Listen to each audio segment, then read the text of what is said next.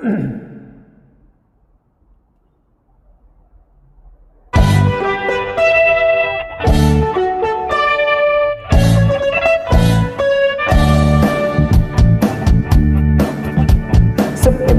21, 1972,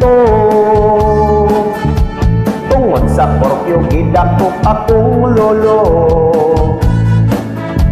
Gidala sa krami ang kamot gigaruti, kay iyang gipislit ang itlog sa hiti. Naluoy ko ni lolo perting lisanga, kay nagdalaglabaha ang iyang gwardya. Si lolo kakuyapon, sigig hilod sa pospon, mauni ay kay nahadlok na tulion.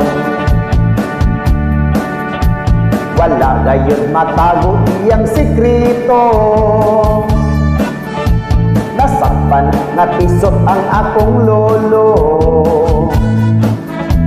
Naglagot ang gwardya kay ang iyang labaha, nahabol o nagibang sa paghiwa niya. Wapanaayo ang iyang tuli, dihang si lolo di papauli. O tungod sa kainit sa adlaw, di ka matis kini o gisinaw. Sa pag-abot niya sa balay, mi bahak si nanay o si tatay, kaming tanan nahikatawa, kay si lolo nagsulo pagsaya.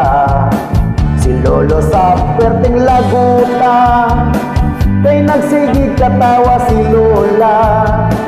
Kung matod pa sa akong lolo, paghilom day kay sakit kaayo. Nagsayaw-sayaw si lola, iyang kalipay way sama. Arang-arang matod pa niya, tulit na yun ang akong bana. Pagbuodong kay subhanta, maayo na kay labas pa. Nakalitan ang akong lola, kay nipira niya sa kama. Mauna kay labas pa, maghanimon kitang duha.